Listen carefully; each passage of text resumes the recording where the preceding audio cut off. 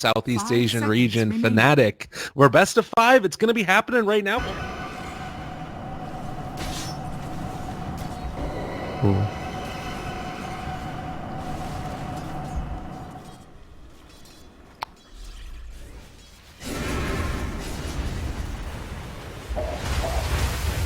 Oh, and this is what we were talking about. Just a quick and easy jump forward. They find the kill. 343 has decided to reveal himself as well and is maybe going to fall. They find the return kill. Mid one hops in for that and is going to be able to kill off the DP as well. So a quick rotation coming out, and they're able to find one there as... are fortified. Radiant's top tower has fallen. Time is money. Oh, and a DD rune as well from Mushi. They spot out that he picked it up. This could be big, and they actually look like they want to go in and take this fight. There's going to be the catch, and Ohio's going to be controlled for the moment, but right into a hell of a lot of raises. They're bringing down QO very low, no exorcism, as you said, and it looks like they're going to be able to take it as the Chronosphere connects on him, but you're going to be able to pull back Mushi out of the Chronosphere with the swap. DJ doing it big, 3 dead, and man, Fnatic come out on top in a big way.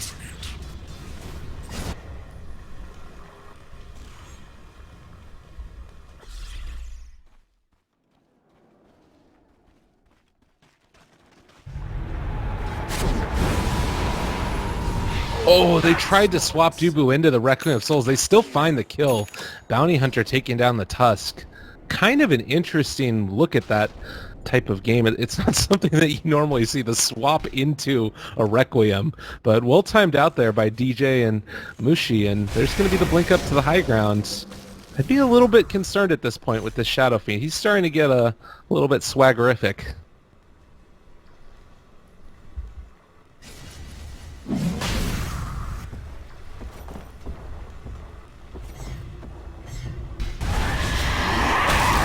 Oh, and mid one gonna get jumped on. Oh, gets his Ohio, but not sure if that's quite enough. They get the stun and gonna be able to get the bash onto Mushi, and they end up being able to throw out the Spirit Siphon. The shards are also gonna go through, and now controlled for the moment, gonna bring him back. That's gonna be a wall onto several, and I'm not sure if they have enough damage for this. Guess what? That's actually, is that a pipe that's already out?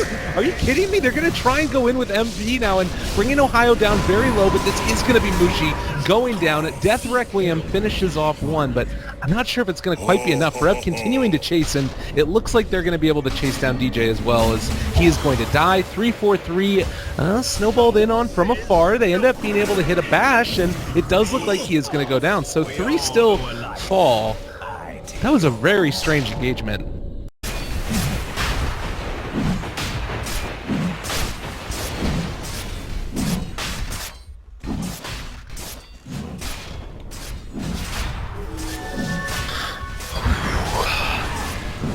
Yeah, this is scary. They jump in, a lot of damage coming out. They haven't actually ended up throwing out anything, and the A-Blast is going to connect. Dupa's still alive for the moment. The Omni Slash backing up to QO, and he's on the high ground now. But it looks like everybody from MP is going to go down, but they buy back on the Faceless Void. I'm not really sure what he was hoping to do there. He had Chronosphere in 10 seconds. Under attack. Oh, the smoke breaks now. They realize that it's 343, but he gets away. They're not able to... Well, they do end up being able to get the dust on him, so he is going to fall. I thought that he was just outside of range of it, but no such luck. Only needs one more component, and it doesn't necessarily mean that he's going to have that maximum amount of damage, but with the Boots of Travel and that Battle Fury up and a pretty sizable lead over the other side here of MVP, it's something to be concerned with. I do like the Diffusal Blade pickup for the Jug, though, and might even end up going into Manta afterwards. Oh god, QO is going to lift up with the Yule Scepter, but she was never going to be able to get out of there. God.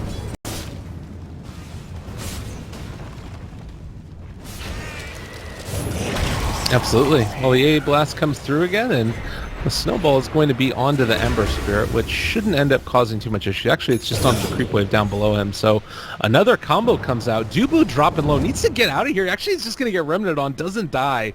But man, that was rather close. And It does look like Fnatic are still setting up. Oh god, QO is gonna end up getting swapped back. The damage is gonna be there. They find the kill. Oh god, that combination of being able to have the Requiem of Souls with the swap, chase him into the jungle. They don't have the A blast thrown out as of yet, and it looks like they're not going to be able to find him. So a little bit unfortunate. Ohio gets out, and they weren't able to get the bash. Meanwhile, mid lane though, a little bit of trouble coming out. As Duba tracked up, QO is going to take a ton of damage from that Requiem of Souls, and with one last slight, they find the kill onto the DP. Dire's middle tower is under attack. I mean, they can reveal the smoke in a second with 3-4-3, but if they end up being able to get the Chronosphere out a little bit ahead, God, this could be really big. This is exactly what they're waiting for. The smoke breaks. They do spot out 3-4-3, but Dust doesn't connect onto them, and now Ohio is here. They have the Ion Shell already going, maybe thinking about going into this. They actually take the fight and just gonna jump right into Mushi. The Requiem of Souls comes out, kill off Dubu, and QO as well as Forever taking so much damage. They're both gonna go down. They didn't end up being able to get the Chronosphere off or anything. MP goes for the Omni Slash, but gonna get swapped out. They're going to be fine through this, maybe going to be able to get the debuff applied, and Mushi is going to break, I think. No, he's going to survive. Oh, God. Febby, the lone survivor, but it's not going to be for long. A 5 wipe, and Fnatic don't lose a person. Out again for the moment, at least. But they're still going to get spotted, and going to move into Roche. Oh, this one, I'm not sure about this. This is scary.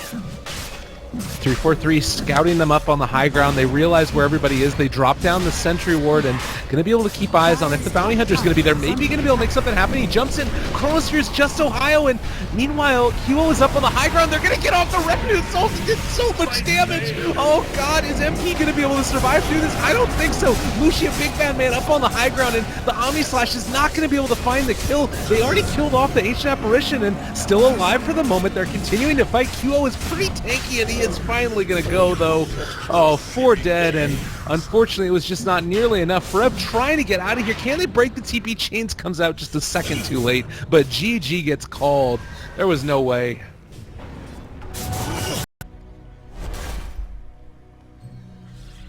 Is a pretty great answer to SF, who is kind of just that... Just to try to tank just by having spell immunity. Yeah.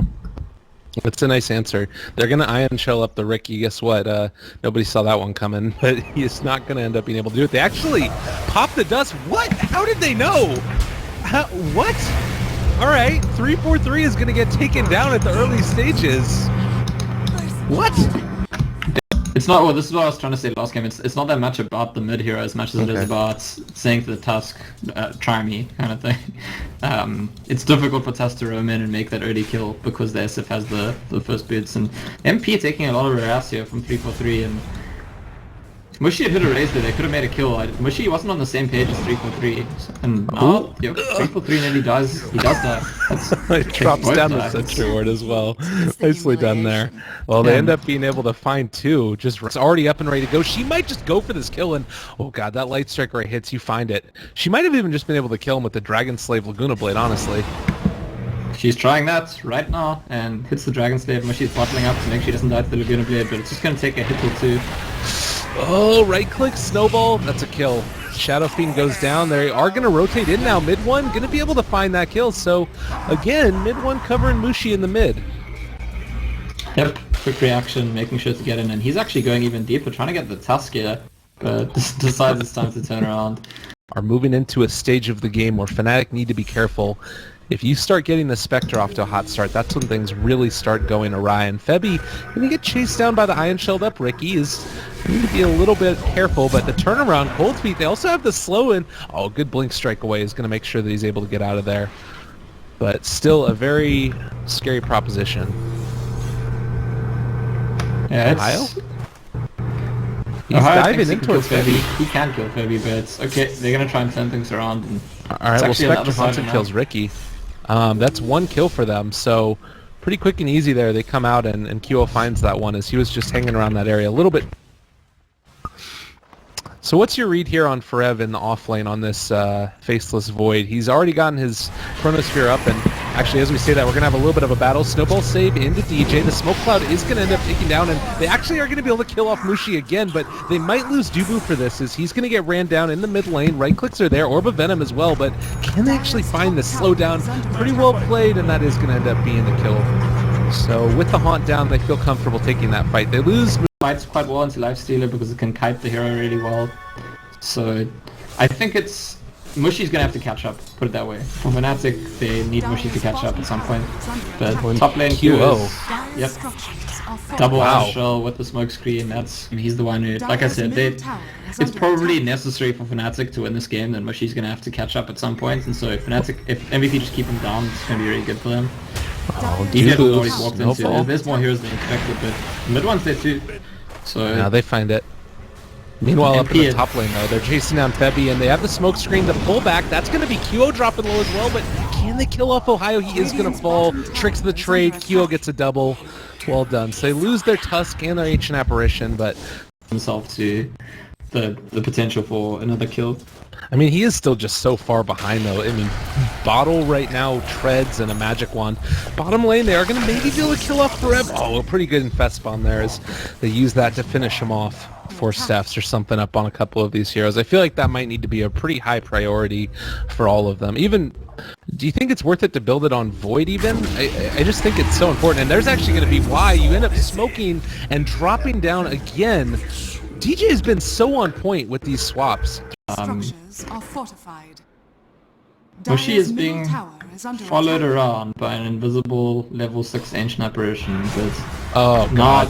Yep. They were picking it up, they saw the AA walk past the sentry first time, and again, Ohio is rushing a pipe on Darkseer, very close to having it in fact, and pretty big deal in these early fights. While at the mid lane there's an initiation, it's going to be Forever using the Chronos Cable with Buddha Blade as well. They'll kill DJ, but you know, it is just a Vengeful Spirit. It secures the tower as well. A bit frustrated grouping up trying to do something with the Chronosphere, and in the end it was the Void who died, so I feel just making sure they get some value out of it and get it cooling down again. Oh my god, they just jump on the QO. Guess what? He's got an Lifestealer in him as well, and now pulled back into the smoke. It's really started to build it back towards their favor, and maybe as well going to be able to find 343. He is going to run into a Sentry Ward right here. Febby spots him out. The ping should come in a second. They jump in on top of him, but suddenly the Haunt, a ton of damage. Oh, he's able to get the tricks of the trade-off, and now mid one jumping on top of them. They're going to be able to get the vacuum wall onto 3. Dubu in a lot of trouble. They throw out the Chronosphere, but QO is stuck in it. But I don't know if they have enough damage right here. He's going to end up running away, still alive for the moment. They are going to be able to control Dubu. Forev is going to fall.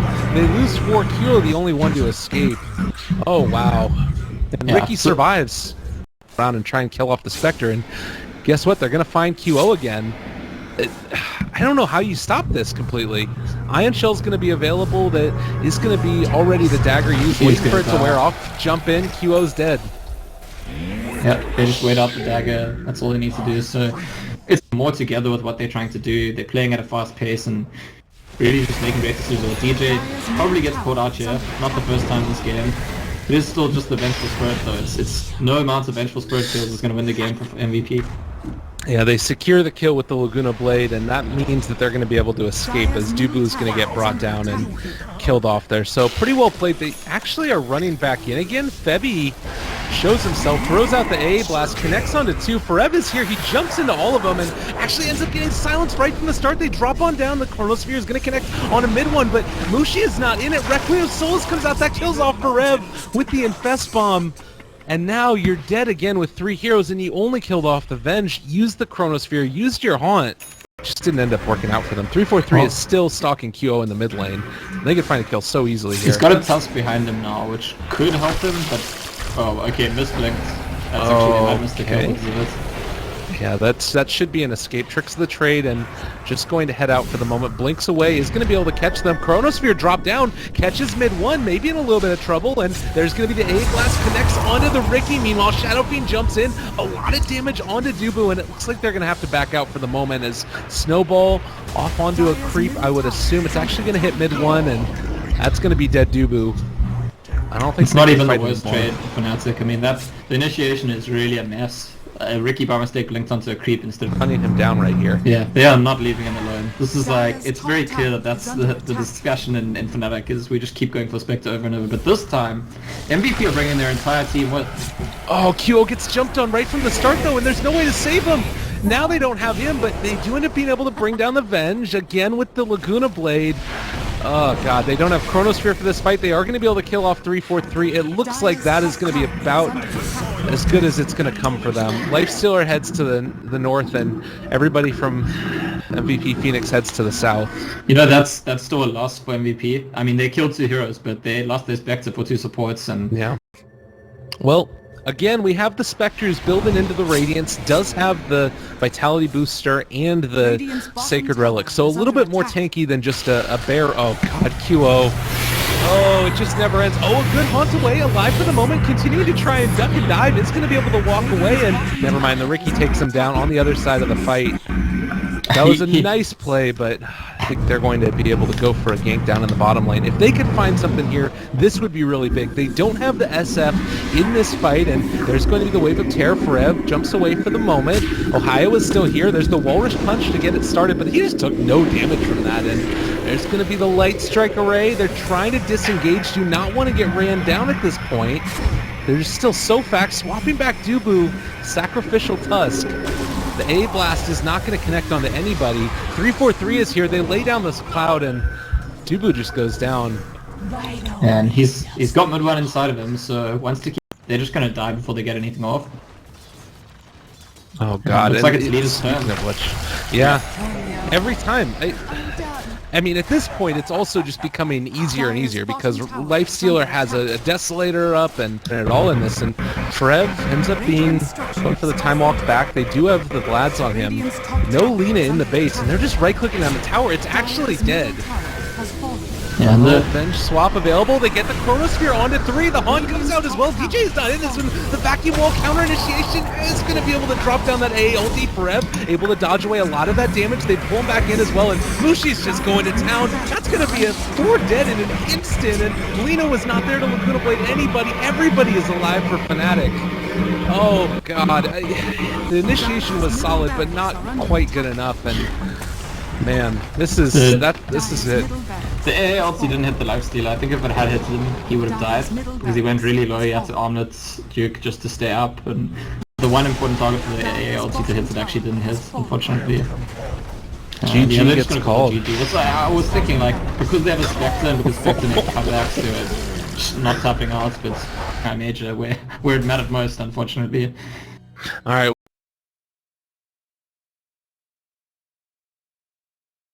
Instead have the advantage.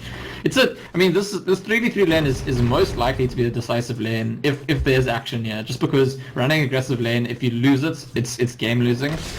But if you win it, you can really shut down the Medusa, which is important here. But it looks like Dubu is the one under pressure to start with, and taking a little bit of damage. 343 is also going to be open wounds up, tosses out a Tauren, and is going to only catch onto the Jakiro, walks into the Roche pit. Maybe he could have gotten denied there, but it looks like he's going to go down to the Jakiro. The Liquid Fire comes out, and that's going to be going the way of Febby. Pretty well played. Seeing if they can make something happen against this Bat Rider. If they could find a kill, it'd be huge, but he... Well, realizing for the moment that something could be awry, they go forward, are going to be able to get the Earth Spike from the low ground, trying to find the kill. The Torrent follow-up is there. They also get off the Hex. Mid one dropping low is going to end up being able to doppelganger away from that one. And it looks like it's going to be a clean pick. It spends so much time attacking it all the time, and okay, it looks like Fnatic, they're going for an aggressive move in this top lane actually, and Hooker comes in with the X, and this might be Forever in pretty big trouble. Out of trouble. There's going to be the spike, it comes out, and pretty good root. They throw out the roar, going to bring him low. That is going to be a kill, and no chance to kill off Ohio. They also had just resummoned the bear. Cure is very strong. He's like, until the Batrider gets to blink, he's going to be the most important hero for MVP in the early game, but in the jungle, it looks like Dubu's courts, and this could be a big one if they're able to get it. X comes through. They're trying to take down these stacks at the same time, and DJ no mana for the Earth Spike as of yet, but they're going to be able to right-click down and steal a couple of those important creeps from the Batrider. Yeah, the Fnatic just, again, dotting their I's and crossing their T's. They're moving in at every point and trying to shut down what MVP are doing. Yeah, and again, remember, we need to consider the fact that it's MVP who have a lot of pressure on them to get stuff done early, but it's Fnatic who feel like they're quite comfortable right now. So it's, you know, even if the game He finds the kill there on the Batrider, and actually he's going to end up taking down Febby maybe as well. Can he find them? And goes to the Spirit Lance, is going to fall. Oh, mid one lives. That really, really hurts. He's able to take down two, a double kill there. Last win for Fnatic, to be honest, just because MVP's draft is really not designed to play from behind. It's not a... Oh god, bottom lane! The Lone That's Druid goes Snake. down to the Mystic Snake bounce. Mushi that's- finds one.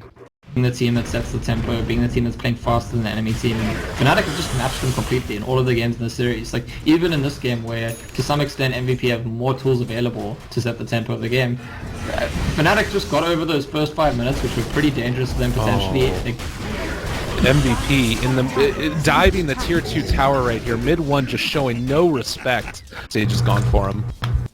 yeah, it's, as soon as the rotation started happening, as soon as the gank started happening, MVP were losing out each time, and they're the ones Oh, that put Finger power of under Death, pressure. bottom lane, they kill off Forev again as he resummons. 72 seconds again with no bear. The MVP have that favorable fighting position just yet, so I'd be a little bit nervous to actually commit to this tower if I were MVP.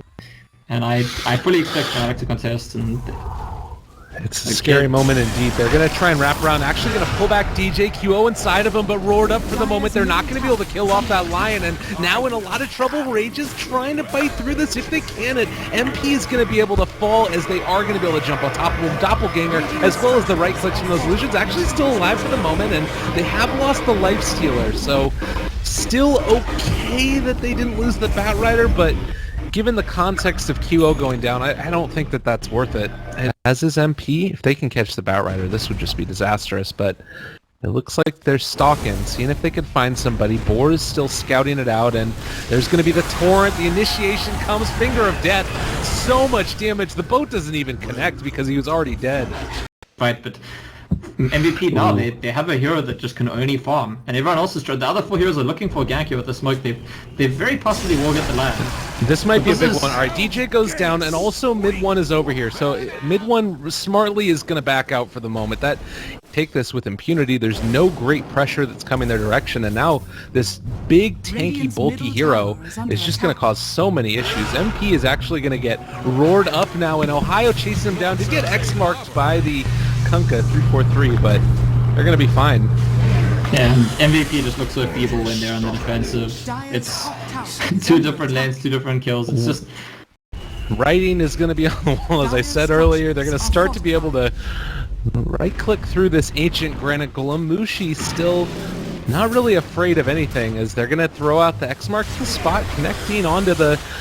They're just going to be able to pull him back again, and available if they want is the Roar. That's going to be able to jump forward, bringing down MP very rapidly. They don't get the jump with him. The Witch Doctor ultimate is going on to Ohio, but there's going to be the Kunkka boat with the rum on all of them. There's just no way that they're going to end up falling here, and QO controlled and brought down Finger of Death for good measure. Why don't they? They're going to be able to X-marks the spot for F. He gets pulled back, and they've got the life steal with the buyback, but honestly, I think that Fnatic can still take this if they want.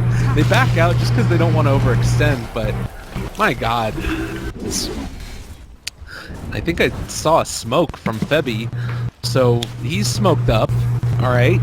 The bear dropping low again. He might actually just die. They really don't have a great ability to stop this, and they end up jumping in, gonna pull back Ohio, but is it gonna be enough? They drop the boat onto everybody. QO already just completely eliminated, and Forev, MP, they're all going down as well. They're gonna be able to chase him. GG, well played, ends up getting called, and with that, a 3-0 victory over MVP Phoenix. Fnatic are your Southeast Asian qualifier team for the coming in, but this was very... It wasn't just 3-0, it was 3-0 with 3 one-sided games, and